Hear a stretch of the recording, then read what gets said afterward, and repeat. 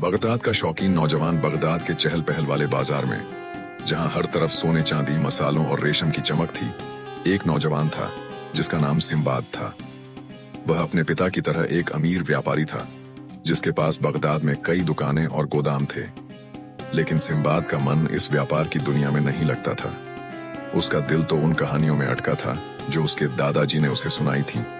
दूर के देशों की कहानियां, विशाल समुद्री जीवों की कहानियां और छिपे हुए खजानों की कहानियां। अपने दादाजी की कहानियों को याद करते हुए सिंबाद ने एक दिन एक बड़ा फैसला लिया। उसने अपने व्यापार को अपने सबसे भरोसेमंद मैनेजर को सौंपा और अपनी सारी दौलत एक नए सपने में लगाई। उसने बगदाद के सबसे कुशल जहाज बनाने वालों से एक मजबूत और बड़ा जहाज बनवाया जिसका नाम बगदाद का सितारा था। पहली समुद्री यात्रा की शुरुआत जहाज तैयार होने के बाद सिंबाद ने बगदाद के सबसे अनुभवी नाविकों को अपने साथ लिया। उनमें से एक बूढ़ा नाविक, जिसके चेहरे पर समुद्री यात्राओं की झुर्रियां थीं, ने सिंबाद को समझाया कि समुद्र हमेशा शांत नहीं रहता, वह खतरनाक भी हो सकता है। लेकिन सिंबाद का उत्साह कम नहीं हुआ। उसने जहाज को कीमती मसालों, सुंदर रेशम और दुर्लभ पत्थरों से भर दिया। एक खुशनुमा सुबह, जब सूरज अपनी सुनहरी किरणें बिखेर रहा था, बगदाद का सितारा बगदाद के बंदरगाह से अपनी पहली यात्रा पर निकल पड़ा। हवा उनके पालों को थामे हुए थी और जहाज धीरे धीरे बगदाद शहर से दूर होता गया। कई दिनों और रातों तक उनका सफर शांत और सुखद रहा। नीले समुद्र में डॉल्फिन उनके जहाज के साथ खेलती रहीं और रात में तारे उनकी दिशा बताते रहे। एक दोपहर उन्हें दूर एक द्वीप दिखाई दिया। वह द्वीप बहुत सुंदर और हरा भरा था। उस पर नारियल के पेड़ थे और ताजे पानी के झरने बह रहे थे। नाविकों ने जहाज को लंगर डालकर रोका। वे सब थकान से चूर थे और ताजा खाना और पानी देखकर खुश थे। उन्होंने जहाज से उतरकर आग जलाई और खाना पकाने लगे। सिंबाद भी आराम से एक चट्टान पर बैठ गया जो असल में उस विशालकाय जीव की पीठ थी। अचानक जमीन हिलने लगी। पहले तो सभी को लगा कि यह भूकंप है, लेकिन फिर उनके पैरों के नीचे की जमीन जोर से कांपने लगी। नारियल के पेड़ हवा में हिलने लगे और झरने की जगह समुद्र का खारा पानी दिखाई देने लगा। एक बूढ़े नाविक ने डरकर चिल्लाया, भागो! यह द्वीप नहीं है, यह एक विशालकाय मछली है जो सो रही थी। सिंबाद और सभी नाविक घबरा गए। जैसे ही वह विशाल मछली जागकर हिलने लगी, सिंबाद और उसके साथी गिर गए। जहाज भी लहरों के साथ ऊपर नीचे होने लगा। विशाल मछली एक भयानक गर्जना के साथ गहरे समुद्र में गोता लगाने लगी। सिंबाद किसी तरह एक टूटे हुए लकड़ी के टुकड़े को पकड़कर तैरने लगा। उसने पीछे मुड़कर देखा तो पाया कि बगदाद का सितारा उसके सामने ही विशाल लहरों में डूब रहा था।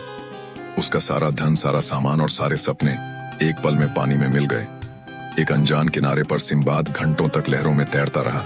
लहरों ने उसे खींचकर एक अनजान और सुनसान द्वीप के किनारे फेंक दिया। वह थका हुआ था, उसके कपड़े फटे हुए थे और वह पूरी तरह अकेला था। चारों तरफ सिर्फ चट्टानें और खामोशी थी। वह भूखा और प्यासा था, लेकिन उसने हिम्मत नहीं हारी। वह खाने पीने की तलाश में द्वीप के अंदरूनी हिस्से की ओर बढ़ा। चलते चलते उसे दूर एक बहुत बड़ा सफेद गुंबद जैसा कुछ दिखाई दिया। वह सोचने लगा कि यह क्या हो सकता है। उस गुंबद के पास पहुंचकर सिंबाद ने देखा कि वह कोई गुंबद नहीं था, बल्कि एक विशालकाय पक्षी रुक और रॉक का अंडा था। तभी उसने देखा कि विशाल पक्षी रुक वापस आ रहा है। वह अपनी चोंच में एक विशाल चट्टान लिए हुए था। रुक पक्षी ने उस चट्टान को जमीन पर फेंका और उसकी धमक से पूरी जमीन हिल गई। सिंबाद ने समझ लिया कि उसे इस जगह से तुरंत निकलना होगा, नहीं तो वह भी उस चट्टान की तरह कुचल जाएगा। वह रुक पक्षी की अगली उड़ान का इंतजार करने लगा। जब रुक पक्षी अपने अंडे के पास आराम करने के लिए बैठ गया तो सिंबाद ने एक रस्सी ली और उस पक्षी के पैर से खुद को कसकर बांध लिया। सुबह जब सूरज की पहली किरण निकली तो रुक पक्षी ने उड़ना शुरू किया। सिंबाद उस विशालकाय पक्षी के पैर से लटका हुआ था। वह डर के मारे कांप रहा था, लेकिन उसकी आंखों में एक नई उम्मीद थी। रुक पक्षी ने बहुत दूर तक उड़ान भरी और आखिर में एक गहरी घाटी में उतर गया। सिंबाद ने जल्दी से खुद को पक्षी के पैर से खोला और एक चट्टान के पीछे छिप गया। उसने देखा कि यह घाटी बहुत ही अजीब थी। इसकी जमीन हीरे, जवाहरात और कीमती पत्थरों से भरी हुई थी, लेकिन इस सुंदरता के साथ एक खतरा भी था। इस घाटी में बड़े बड़े सांप रहते थे जो इतने विशाल थे कि वे हाथियों को भी निगल सकते थे। सिंबाद समझ गया कि रुक पक्षी इस घाटी से खाना ले जाने के लिए आता है। सिंबाद के पास अब दो रास्ते थे, या तो वह इन विशाल सांपों का शिकार बन जाए या फिर अपनी जान बचाने के लिए कोई रास्ता ढूंढे। सिम्बाद को एक तरकीब सूझी। उसने देखा कि व्यापारी इस घाटी में हीरे निकालने के लिए एक तरकीब का इस्तेमाल करते थे। वे भेड़ की खाल को घाटी में फेंकते थे और जब रुक पक्षी उन्हें उठाता था तो उनके साथ हीरे भी चिपक कर ऊपर आ जाते थे। सिम्बाद ने जल्दी से खुद को एक भेड़ की खाल में लपेट लिया और लेट गया। कुछ ही देर में एक विशालकाय रुक पक्षी ने उसे उठा लिया। सिम्बाद का दिल जोर जोर से धड़क रहा था। रुक पक्षी उसे लेकर घाटी से बाहर आया और उसे व्यापारियों की बस्ती के पास छोड़ दिया। जब सिम्बाद को होश आया तो उसने देखा कि वह व्यापारियों के बीच खड़ा था। व्यापारियों ने उसे जिंदा देखकर बहुत आश्चर्य हुआ। सिम्बाद ने उन्हें अपनी पूरी कहानी बताई। वे सब उसकी बहादुरी और चालाकी से बहुत प्रभावित हुए। सिम्बाद ने उनसे कहा कि उसे अपने घर बगदाद वापस जाना है। एक दयालु व्यापारी ने उसे एक जहाज दिया और उसके साथ अपना कुछ माल भी दिया ताकि वह अपना व्यापार फिर से शुरू कर सके।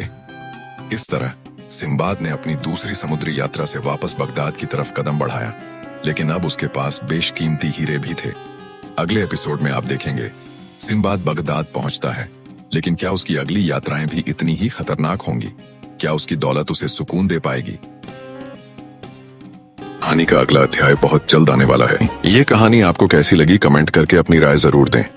उम्मीद है ये कहानी आपको बहुत पसंद आई होगी। यदि वीडियो पसंद आई हो तो वीडियो को लाइक और चैनल को सब्सक्राइब जरूर करना।